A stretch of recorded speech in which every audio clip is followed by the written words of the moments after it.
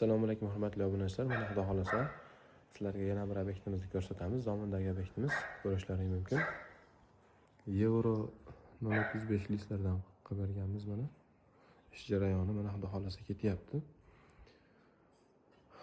2025-yildagi eng chiroyli fasonlarimizdan, odamlarga yoqqan fasonlarimizdan biri mana ko'rishlaringiz mumkin.